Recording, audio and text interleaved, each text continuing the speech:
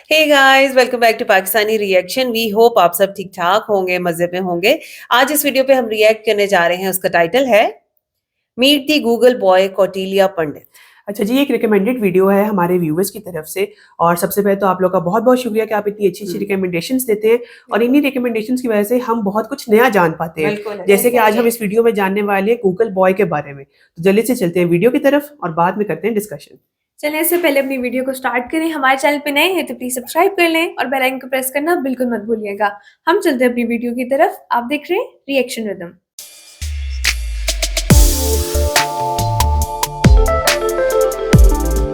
चले जी, वीडियो को स्टार्ट करते हैं। 3, 2, 1 एंड गो।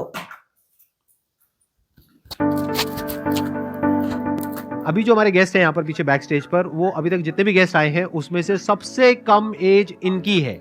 उनको आप सब गूगल बॉय ऑफ इंडिया के नाम से जानते हो। Please give an energetic and warm welcome to Kautilya पंडित।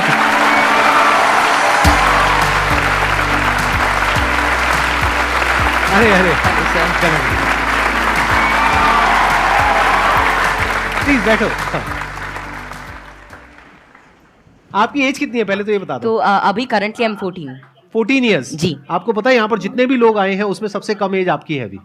लेकिन सर मतलब जितने भी लोगों से अब तक मैं मिला हूँ आपकी एज के, मतलब 40-50 साल के या 30 ईयर्स के, आपके जितने भी शोज देखे हैं उनमें मेरे को तो सबसे कम उम्र के आप लगे हो। अरे ये बताइए मेरे को कि आपकी ये शुरुआत कैसे हुई। जब मैं 5 साल का था तो मुझे लिखना पढ़ना कुछ नहीं आता था। फिर ऐसे ही था कि मैंने 10-15 दिन में ही मतलब लिखना पढ़ना, like all the alphabets and everything I learn them. तो उसके बाद गर्मियों की छुट्टियों की बात है तो मेरे पापा जी एक स्कूल रन करते हैं छोटा सा गांव में, तो वहाँ पर मैं पढ़ता था। कहाँ के रहने वाले हो आप? मैं करनाल। अच्छा जी। तो वहाँ पर एक जैसे हॉलीडे होमवर्क देते सबको एक जनरल कि आपको जो वर्ल्ड मैप होता है, एटलस होता है, अगर जिन जिन को अच्छा लगता है आप वो करके आना, आप मतलब उसे समझ के आना। तो फिर ये मेरे दादाजी ने कहा, फिर पापा जी ने कहा कि तो मैं भी कर सकता हूँ। तो पहले ही दिन मैंने देखा तो I got into it and I learned it.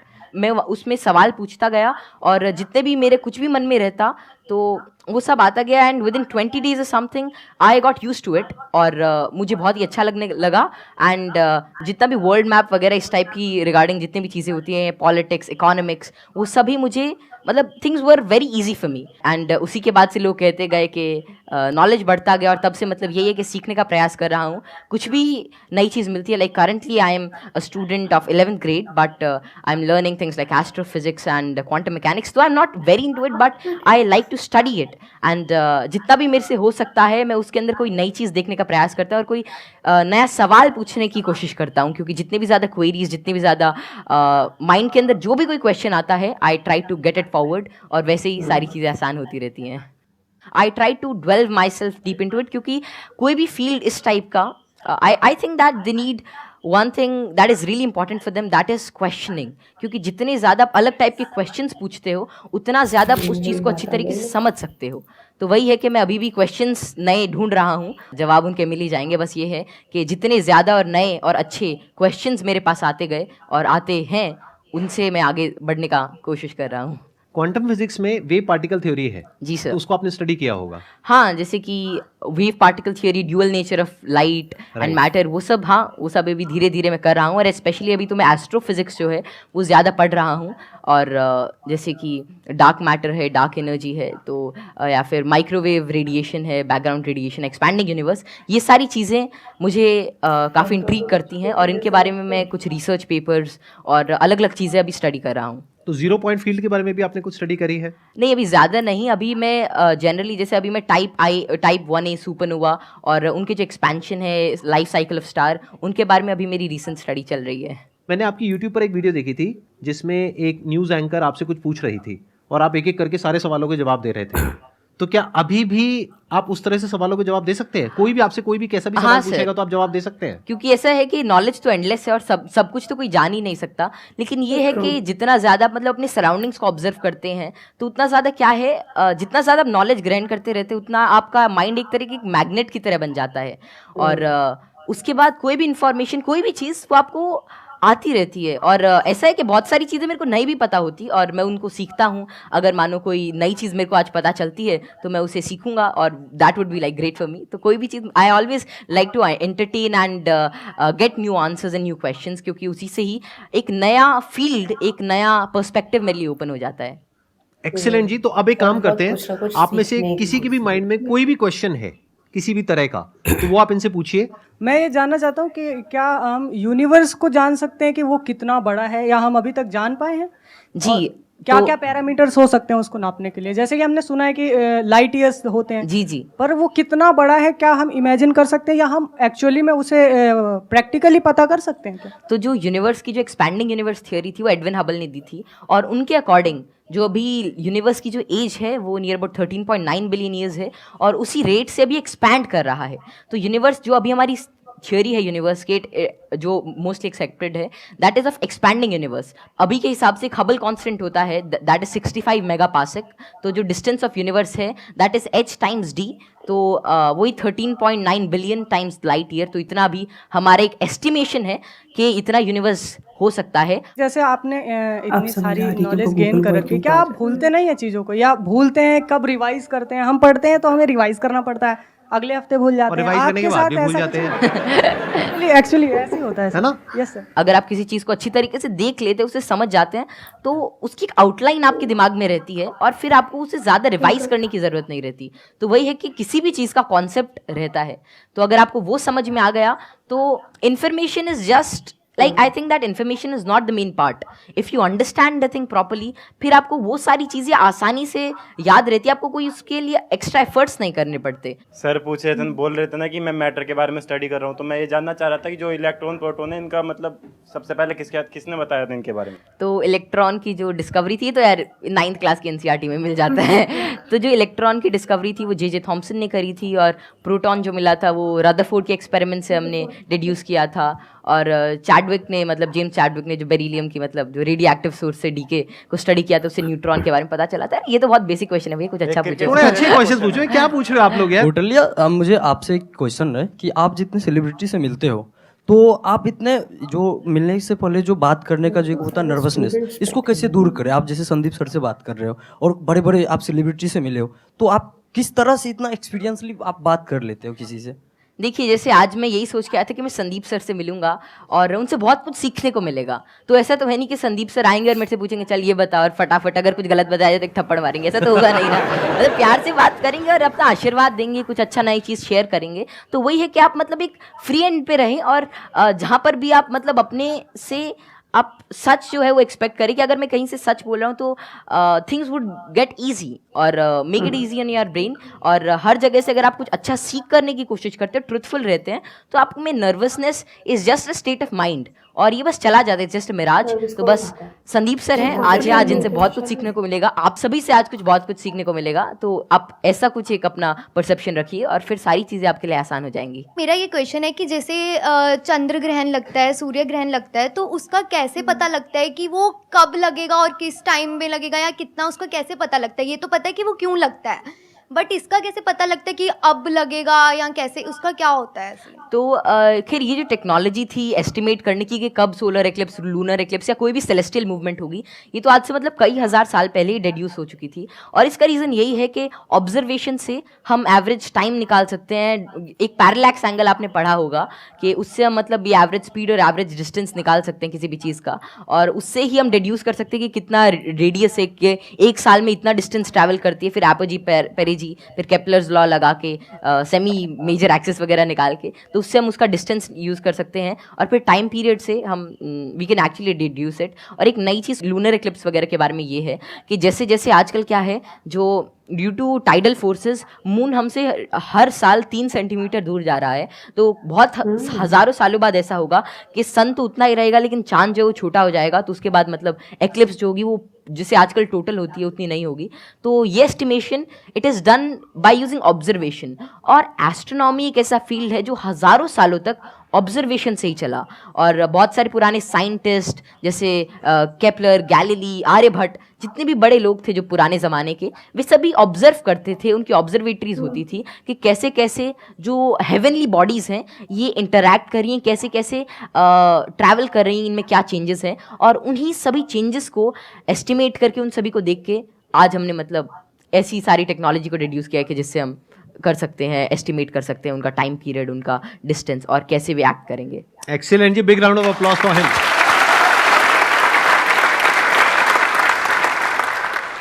मैं ये पूछना चाहूँगा, जैसे यहाँ पर बैकग्राउंड हमारा होता है तो लोग कहते हैं कि इंटेलिजेंस जेनेटिक होता है, काफ़ी मतलब कि उसको बढ़ाने में बहुत ज़्यादा नहीं हम लोग कर सकते हैं, तो आपका इस पर क्या व्यू है कि इंटेलिजेंस, जैसे आईक्यू टेस्ट भी आप बार बार दोगे तो आपका आईक्यू का स्कोर बढ़ने लगेगा उसमें, तो आपका इसमें क्या कमेंट रहेगा कि इंटेलिजेंस के लिए आप क्या व्यू रखते हैं? ये ना बहुत इंटरेस्टिंग क्वेश्चन है जी सर। और मैं ये क्वेश्चन के आंसर से पहले एक बार, अगर आपके पेरेंट्स आए हुए हैं, आपके फादर हाँ, आए हुए हैं, पापा जी आए हुए हैं, मैं एक बार उनसे भी कुछ बात करना चाहूंगा। एक बार उनको माइक दीजिए। मैं आपसे ये जानना चाहूंगा कि आपके जो बेटे हैं, ये तो सबको पता है कि किस तरीके से चीज़ों को याद रखते हैं, किस तरह से एक्सप्रेस करते हैं, क्या आप भी इसी तरीके से चीज़ों को याद रख पाते हैं? पहले तो बहुत बहुत धन्यवाद जो आपने माइक दिया, और जो आपके आज दीदार हुए, हम बहुत दिनों से कुछ एक गिने चुने शख्सियत ऐसे जिनसे नहीं मिल पाए, उनमें एक संदीप माहेश्वरी थे, और जैसे ही कौटिल्य को पता लगा कि उनसे मिलने का मौका मिलेगा, ये बहुत ज़्यादा एक्साइटेड था आपसे मिलने के लिए। Thank you. मेरे पिताजी भी काफ़ी इंटेलिजेंट व्यक्ति थे, कौटिल्य भी इंटेलिजेंट है, और हम बीच की पीढ़ी हैं, थोड़ा सा मैं कुछ कम हूँ, ये दोनों दादा पोता थोड़े ज़्यादा। बहुत ऐसे बच्चे हैं जो मेरे से बहुत ज़्यादा इंटेलिजेंट है, मेरे को लगता है, जिनकी बात करने के ढंग से, जो इतने ज़्यादा, आपने छोटे बच्चे को देखा होगा, बहुत अच्छे अच्छे सवाल पूछते हैं, मतलब वे कुछ भी पूछ लेते हैं, और मतलब आपको लगता है कि अरे नहीं, ये तो इससे मतलब एज से बहुत ऊपर की चीज़ है, मतलब या तो आप किसी और मूड में होते हो, और हम उसे इग्नोर कर देते हैं। तो जैसे जैसे हम सवाल पूछते हैं, उतना ज़्यादा हमारे अंदर एक मतलब चीज़ों को जानने के लिए एक चाह रहती है, और अगर हम वो उस क्यूरियोसिटी को कर्ब नहीं करते हैं तो उतनी ही ज़्यादा मतलब वो बाद में सवाल पूछता है, उसके एक इंक्विजिटिव ब्रेन रहता है, और curiosity something that drives this intelligence, and I don't think that there is such a great involvement of IQ and genetics, लेकिन हाँ, अगर आपका मन है कि कोई चीज़ जानने का, कोई चीज़ करने का, then it's all about will power, और कितना आप उसमें टाइम डिवोट करते हैं, कितना आप क्यूरियोसिटी और इंटरेस्ट से काम करते हैं, because even Richard P Feynman said it really doesn't matter कि how much you know, but it matters कि आप कैसे चीज़ों के बारे में सोच रहे हैं, और कितना इन्फॉर्मेशन आपके पास है, कितना नॉलेज आपके पास है। It really doesn't matter until and unless you try to use that knowledge, और आप उस नॉलेज से कोई नई चीज़ को समझने का प्रयास करते हैं, और कोई नई चीज़ तभी आ सकती है जब आपके पास कोई नया सवाल होगा। आपने बड़ी अच्छी बात बोली कि क्यूरोसिटी हम सबके अंदर होती है। जी सर। लेकिन होता क्या है कि घर में जाकर के हम उल्टे पुल्टे क्वेश्चंस पूछते हैं, जबकि क्वेश्चंस उल्टे पुल्टे नहीं होते हैं, सामने वाले को समझ नहीं आता है तो उसके लिए उल्टे हो जाते हैं, तो वो उसको चुप करा देते हैं। हाँ, बच्चे को चुप करा देते हैं, और वहीं पे उसकी क्यूरोसिटी मर जाती है। उसके बाद में क्वेश्चनिंग खत्म हो जाती है, उसके बाद में वो रटना शुरू कर देता है। रटने में इंटरेस्ट तो आता नहीं है, तो ना तो अब रट पाते हैं ना समझ पाते हैं, बिल्कुल दोनों तरफ से चले गए। तो अब मैं ये आपसे जानना चाहूंगा कि क्या बचपन में जब आपने क्वेश्चनिंग करी, इस तरह के क्वेश्चंस पूछते थे, शुरू में तो आपने अपने पेरेंट्स से पूछा होगा या अपने आसपास में जो लोग थे उनसे पूछे होंगे जी, तो क्या आपको सपोर्ट मिला? क्या उन्होंने आपको एनकरेज किया, या उन्होंने भी आपको यही कहा कि क्या फालतू के क्वेश्चंस पूछ रहा है? नहीं, जैसे I think I was fortunate enough कि जितने भी मैं सवाल पूछता, कोई ना कोई मेरा जवाब दे ही देता था, और बात शुरू ऐसी होती थी कि मानो कोई घर पे कोई बात चल रही है किसी भी चीज़ को लेकर, मानो दे टॉकिंग अबाउट के एक इकोनॉमिक क्राइसिस है देश में, तो मैं उसके अंदर मैं सुनता रहता था, या कोई भी ऐसी चीज़ हो रही है, कोई स्पेस मिशन जा रहे हैं, मैं सुनता रहता था, मैं चीज़ों को ऑब्जर्व करता था, और वैसे ही मेरे जो भी सवाल आते, I was fortunate enough to get their answers, और मानो अगर मेरे को उसका जवाब नहीं भी मिलता तो मैं पूरे दिन उनसे पूछता रहता। तो एक तो मैंने भी कसम खा रखी थी कि जवाब तो चाहिए ही, तो मैं खाते हुए भी यही पूछता, नहाते हुए भी यही पूछता, और जो भी काम करता मैं मतलब मेरे दिमाग में वही रहता जब तक वो रिजॉल्व नहीं होता। तो ज़्यादा मेरे को दिक्कत नहीं आई, और मेरे को जल्दी ही जवाब मिल गया, और अगर कोई भी ऐसा रहता तो मतलब मैं भी ठीक था, और मेरे family and everything they supported me really well. तो यहाँ पे वो जो पेरेंट्स मुझे अभी देख रहे हैं, उनके लिए एक बहुत बड़ा लेसन है कि अगर बच्चे कुछ क्वेश्चंस पूछते हैं तो उनके जवाब देने चाहिए, हमें पीछे नहीं हटना चाहिए, और अगर जवाब नहीं है तो हमें बोलना चाहिए, हाँ हाँ, विद ऑल दी हम्बलनेस कि भाई हमारे पास में जवाब नहीं है, आप खुद फिगर आउट करो जाकर। मतलब सर जब मैं छोटा था तो इट वाज लीन लाइक 2013 और समथिंग, और तब मतलब यही नेट इंटरनेट बहुत कम था, और तो यही था कि कोई सवाल मेरे मन में आता, शायद वो नहीं पता रहता, तो मेरे पापा जी एक डोंगल आता था, मतलब वोडाफोन का, बहुत महंगा उसका रिचार्ज था, मतलब ऐसे मतलब अभी चला तो एक वीडियो देखने के बाद ही ख़त्म हो जाता था तो फिर वो लाते और मतलब मेरा जो भी सवाल रहता मेरे को उसका आंसर मिलता। तो ऐसे ही एटलस आती थी और कई सारी बुक्स थी, उन्होंने मेरी बहुत हेल्प करी। और अगर कभी मानो पर्सनल मतलब कोई और out of the box idea आता है, कोई क्वेश्चन आता, तो उसका जवाब मुझे किसी भी सोर्स से मिल जाता। थैंक यू जी, thank you Kautilya. Okay, pleasure meeting you. चलो मिलो।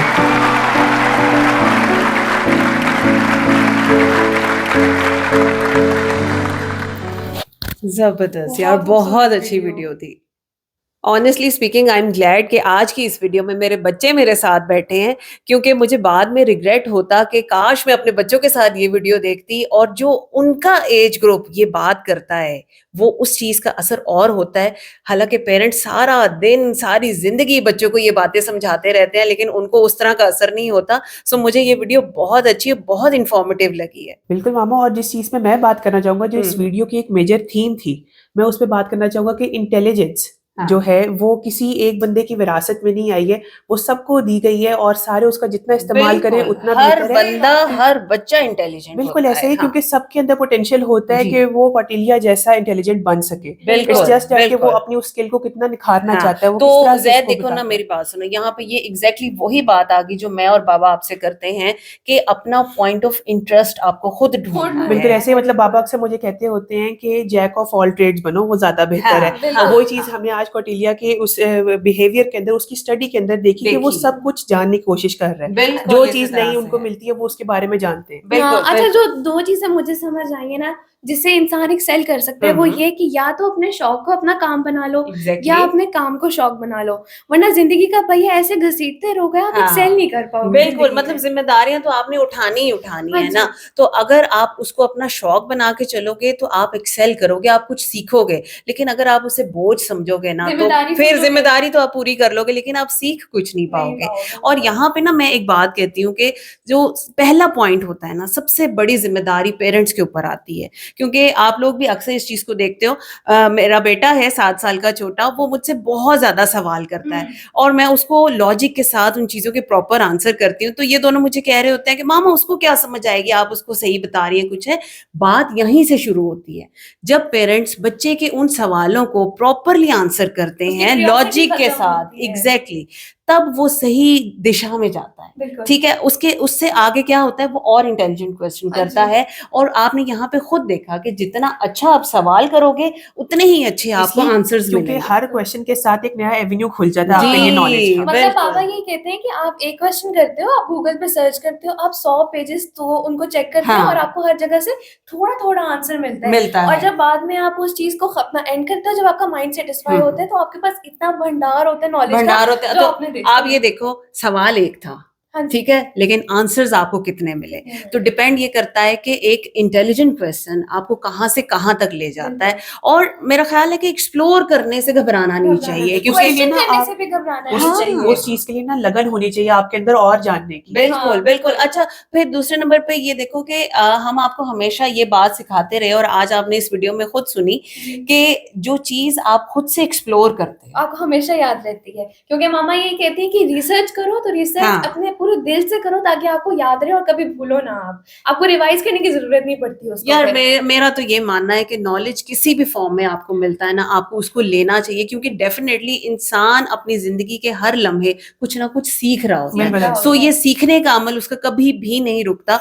ग्रेट वीडियो, बहुत अच्छी वीडियो थी, हमने बहुत इंजॉय किया, और काफी कुछ सीखने को मेरे बच्चों को डेफिनेटली मिला होगा। बाकी आप बताइएगा आपको हमारी आज की वीडियो कैसी लगी, पसंद आई हो तो वीडियो को लाइक करना और चैनल को सब्सक्राइब करना बिल्कुल मत भूलिएगा। मिलते हैं आपसे अगली वीडियो में, अपना बहुत ख्याल रखिएगा।